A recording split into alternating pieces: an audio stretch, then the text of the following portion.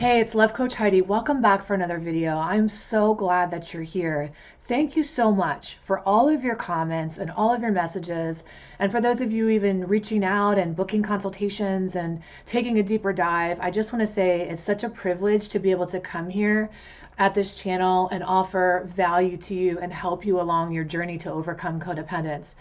If you're new here, welcome home. You're in the right place. If you have been in a relationship or currently are in one that causes you anxiety, confusion, resentment, or pain, and you're scrambling, trying to figure out how to make your relationships work, and you know deep down you deserve better, but there are some unhealthy things that you're tolerating or settling for. So it's our goal here to equip you, to educate you, to motivate and inspire you to take action so that you can have the relationships you truly deserve. So today we're going to talk about toxic relationship recovery.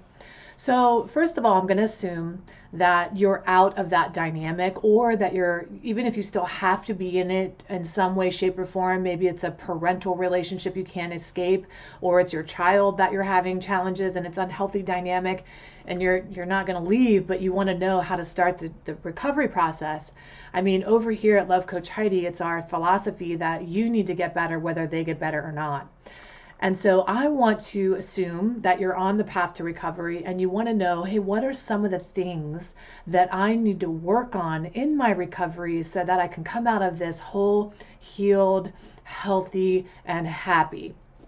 So first of all, what is a toxic or dysfunctional relationship? Well, of course, you can go over to lovecoachheidi.com and read some of the descriptions that we have over there. But I'm just going to say you're coming out of a relationship that has been controlling in some way. Maybe the person in your life that was toxic or dysfunctional attempted to convince you how to think, feel, act, or behave, and you found yourself constantly in this state of control, looking to the other person to even decide how you should be thinking, feeling, and behaving. Or it was a relationship where you felt hurt in some way, either psychologically, physically, financially, or emotionally, and now you're trying to heal from that hurt. Or you felt manipulated. Maybe you even felt crazy in that last relationship, thinking, man, is it me? Am I the only one who sees this? Or is it them? What is really going on here? Because you couldn't make sense of any of it. You felt lied to constantly, or like I said, gaslit or manipulated in some way. Or a relationship in any way, shape, or form obviously goes without saying that was abusive.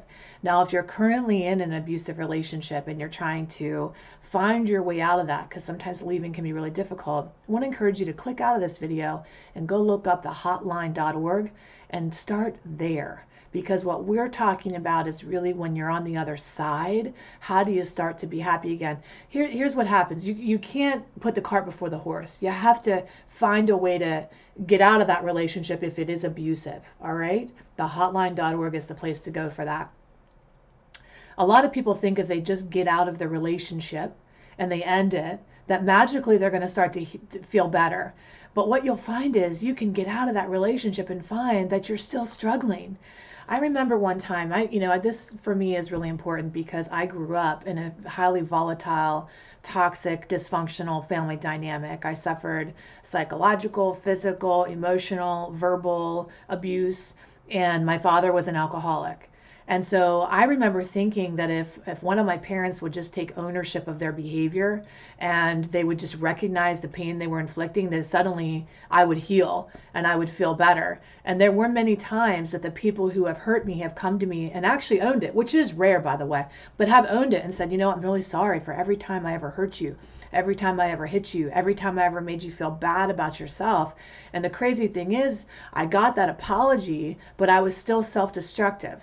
I was still binge eating, binge drinking, getting into dysfunctional relationships that mirrored that original family dynamic. And I was like, man, how do I stop self-destructing after? It's like I picked up where they left off. So that's what I want to express to you. You know, leaving that dynamic or even having them acknowledge what is happening is not enough to get better. There are specific things that were wounded within that dynamic that you now need to work on actively and pursue your healing. So there are 7 things that we're going to talk about today. And we're going to use the acronym because you know that I'm a teacher and I love a dang acronym. It's easy to remember, right? It helps you. help me help you. Okay, but it does. It helps me help you because you can remember some of these things. The acronym we're going to use today is promise. And really what we're going to do is make a promise to ourselves moving forward that we're going to put these things into practice. If you want help putting the things I'm going to teach you today in practice, that is the whole entire, now you don't have to do it, but it is the whole entire point of Life School. Love Yourself First Empowerment School, Life School, is where we work these principles and we learn how to deepen our understanding of them.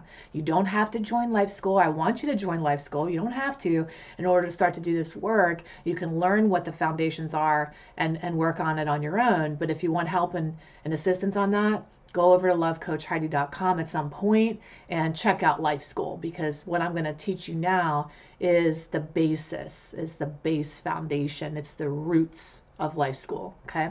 Well, Heidi, why are you giving away all the good information? People should have to join your program. So that's what some people might say, in order to learn about these things. Well, I don't think that's true. I think you join the program to help implement these things, okay? To help, because knowing and doing is the greatest gap in life, all right?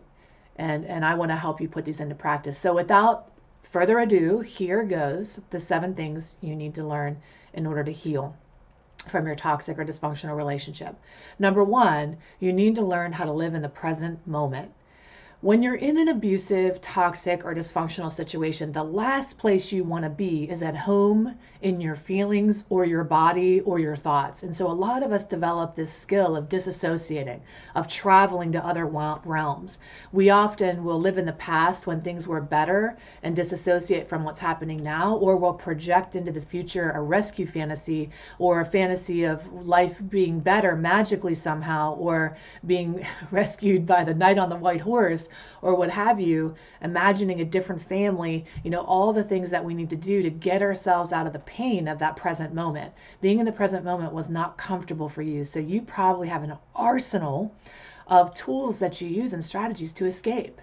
One of the things that we do to get out of the present moment is distract ourselves with other things, like food, like drugs or alcohol or other people or shopping or sleeping. We have a lot of different skill sets that we use to get us out of that present moment. So part of healing is actually learning, especially if your body or your mind wasn't a safe place to be because you felt constantly manipulated out of what you were thinking or feeling, you have to learn how to return home to that place of the present moment and tune into what you're actually thinking and what you're, more importantly, feeling. A lot of the people that I work with, including myself, had a real good, easy time thinking things, but not so much feeling things. Feeling things was the uncomfortable part. So learning how to come to the present moment and be where you're at and feel it fully is a real practice. It's a spiritual practice, and that's something that you're going to need to master and certainly start to learn on your journey to well-being. All right. And there are many ways you can do that. You can work with us, or you can seek out another path to that, being in the present moment. It really is a personal thing. There are so many different ways to do that. It really is up to you with a path that resonates to you.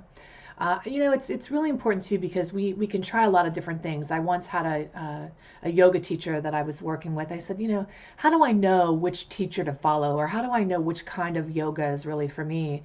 And she said, the problem with everybody is that we experiment. And Tony Robbins used to call it a dabbler. We go from dabbler to master. And here's how we do that. She said that what we do is we're thirsty. We're thirsty to be fulfilled, but what we do is go to water fountain, and we take a little drink and a little sip here and a little sip there. But the way to be fully nourished and understand something deeply is to dig a well and go deep within that.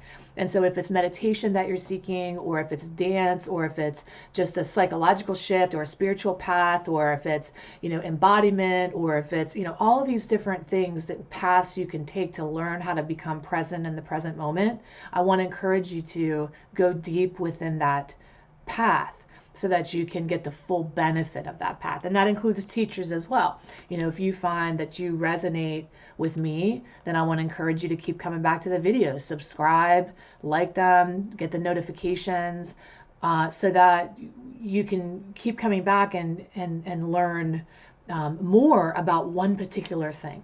Okay. Number two, once you learn how to live in the present moment and coming home to that, which is something we do over and over again, the second thing you need to learn to master on your path to recovery is this: how to release the resentments that you hold. Now, it is true that you were hurt. You have legitimate pain and suffering. People did do you wrong. Those things happened. And for somebody to come along you and say, hey, you just need to get over it. You know, if you were abused in some way, you might have even heard that. Well, that was a long time ago. You need to get over it. I heard one of my favorite teachers one time say that, you know, the past is in the past, but yesterday's smoldering coals light today's fire. So a lot of those things that are in our past, it might be over, but it's still affecting you. And so how do you know is that you hold this resentment. You know, when people say, hey, why do you think you have the struggles that you do today? You give the story, which is a true story about the pain and suffering that you've had. And there is a resentment there. I wish you didn't have to go through that. My life would be so much different if I didn't have that experience. And, you know, my philosophy, which is probably a little bit different than a lot of people's philosophy, because we like to be kind of like spiritual bypassers, right? And just say, just forgive. But I have to tell you, there's a big part of me that believes forgiveness is kind of a bullshit tactic. And the reason is because I don't think we're cut out for that so much. And I don't think it really works at the end of the day. I mean, we can argue that all day long. There's another video I did on just called Forgiveness is Bullshit, explaining what I mean by that. But what I like to do is to help my clients make sense of their history, understand fully their history so they can come into full acceptance of their history and not forgive it like it happened and okay, it is what it is, but really make sense of it in a profound and deep way. It's my experience that when you understand something so fully and completely, you have no problem releasing it. No problem releasing it. And that's what I think that you need to pursue in order to feel healthy and whole. You know, there are significant wrongdoings that you can still carry, and if they're left unprocessed in you, you're going to carry them to the next relationship thinking that the grass is greener, but you're going to find that it's the same damn grass. Everywhere you go, you keep attracting the same scenarios over and over again, and that's because you have these scenarios that you need to release. And you only do that by understanding. The third thing we need to do is cultivate an ability to hear from, acknowledge, and trust and believe our own intuition. If you've been in a relationship that's made you feel crazy, you have shut up your intuition, right? That inner knowing, that gut feeling on the inside where you've known this isn't right. Something about this isn't right. But the person that you've been with has been gaslighting you into thinking, no, this is how it is. This is normal. You know, all people kind of experience this. There's something wrong with you that you believe there's something wrong with this. And so you start to believe that maybe you're the one that's crazy and you can't trust your own intuition. You might have had experiences with a toxic or dysfunctional person where you felt like they were cheating or they were hurting you, but again, you got talked out of it, you got manipulated and lied to, and so you've talked yourself out of that gut feeling. But that gut feeling is the ticket to your freedom because it always knows. It always knows the truth. It's your divine understanding of what's right and real in the world, not something that somebody wants you to believe. Okay, so how do you learn how to get back to that? It is a spiritual awakening. It's a process that you need to walk home to figure out, you know, what is my intuition? Who is my intuition? What is my intuition? Where does it live in my body? And I know this sounds daunting. I've only given you 3 things to do, and already it's like, geez, that sounds like a lifelong path. It is a lifelong path that you walk, but it really only takes a few months to understand these different concepts and then work to deepen your understanding along the way. However, you could take one of these and just work one for a while and see massive results in your life. If you do all 7, imagine you'll be healed. That's why we really work to as a full self-love system is what we're doing to try to figure out, okay, these are like when I was trying to heal, I noticed these were the 7 things that I needed to do that prevented me from having what I wanted because I was continually self-destructive. So I think all 7 are necessary. I really do. I'm not a person that overdoes. Well, I am kind of, you know, but I only want to give you what I believe is necessary, okay, for complete healing. And these are the 7 things I think are, but again, you could, if you feel overwhelmed, start with 1, all right? So intuition.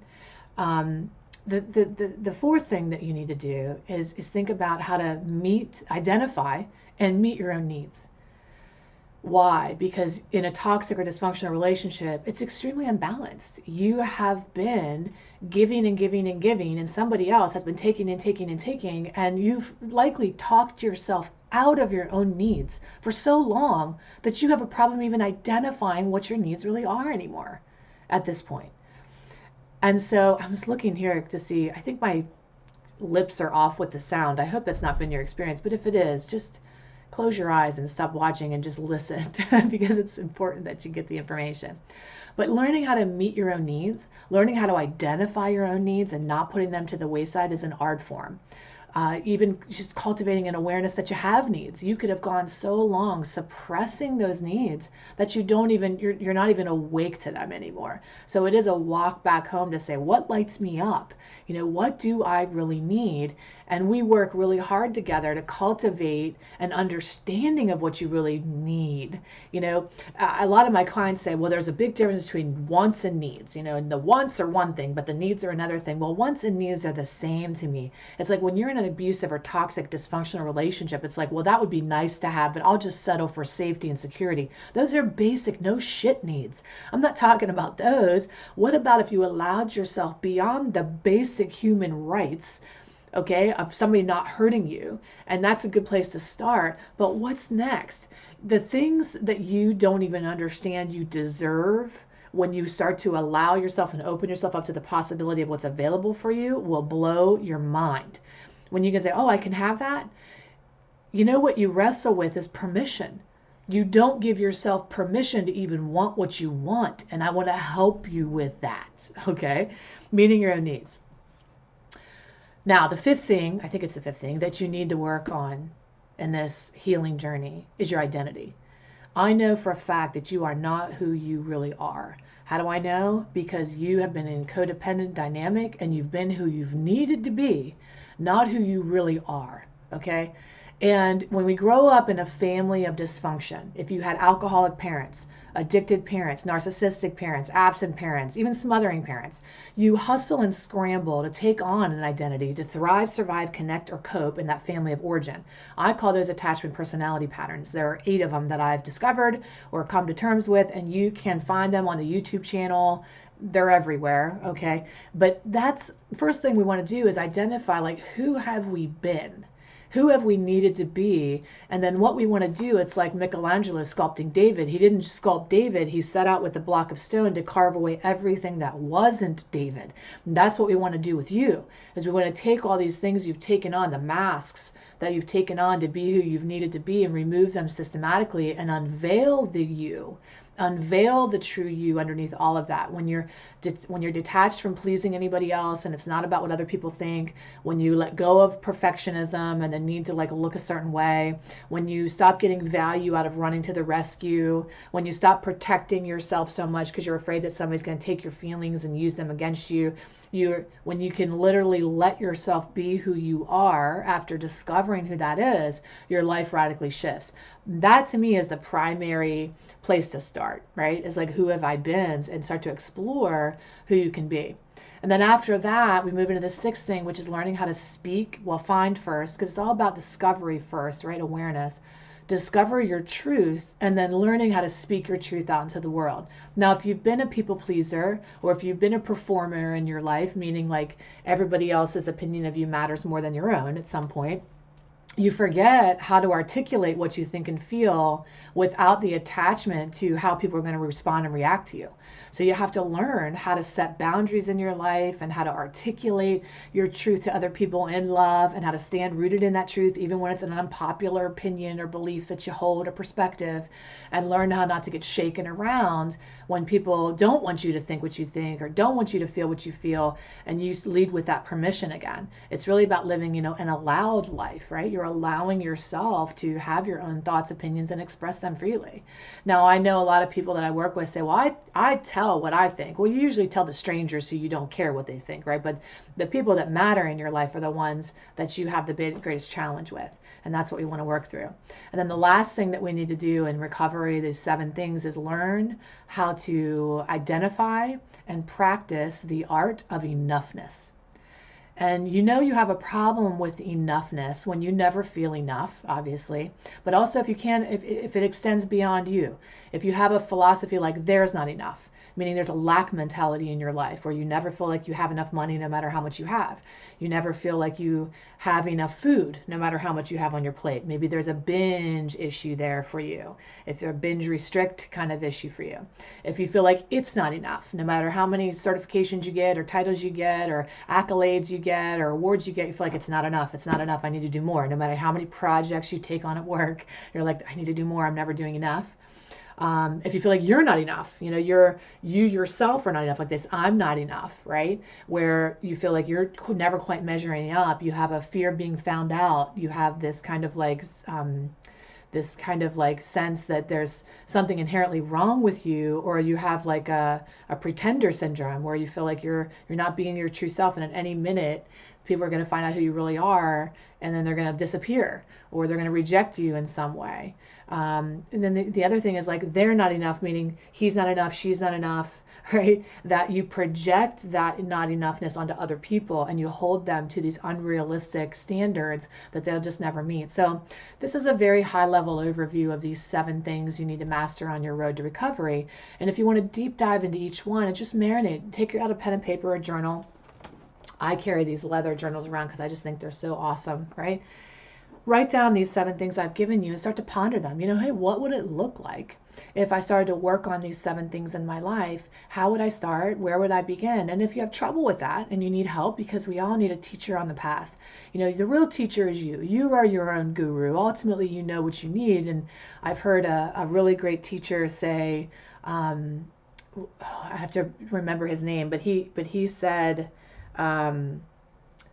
Marshall, what? Okay, anyway, he said a really great teacher is always working themselves out of a job, meaning that you're your own guru, but what we all need a teacher on the path. We need somebody who's a little further down to kind of show us the way, and then once we learn the way, then we become the way, right? Way, W-A-Y, from my perspective, is who are you? That's the way. The way is figuring out who you really are and how you operate and what your nature is. So if you want help starting that, then go over to lovecoachheidi.com and check out the life school option. There's lots of ways to experience it in a group dynamic or one-on-one with me or one of our certified coaches. There's many ways to do it. But in the meantime, make sure you're subscribed, like the video, and I'm honored to be a part of your journey. And thank you for allowing me to come alongside of you and trusting me and developing and deepening your trust in me. I don't take that lightly. I take this work very seriously. Your healing journey is important to me. You matter to me. That is why I show up to make these videos every single week, because, when you grow up in a dynamic that is dysfunctional or toxic or abusive or addicted or alcoholic in some way, you have a root lie that lives within you, that there's something wrong with you, that you're not enough, that really at the end of the day you don't matter. These are all the beliefs that you hold, and subconsciously, and it manifests in these codependent behaviors. And I know for a fact that you were born for love until you got talked out of it, right? That you deserve all of the good. And part of your journey is asking yourself, how good am I willing to let it get? Without waiting for the other shoe to drop. How good am I willing to let it get? I want you to get it as good as it gets. All right? You deserve it. Okay. Got myself all emotional. I take it very seriously. If you want to help somebody else along the path as well, you can reach out to me and figure out how to scholarship another person through the program if you believe they need on their healing journey, because sometimes, financially, not everybody can really make the investment to do the work, even though I try to keep it very economical for everybody. Anyway, I really hope that you'll join me on that journey, and if not, at the very least, keep coming back for the videos and subscribe, okay? I love you. Take excellent care of yourself. I'll see you really soon in another video. Bye.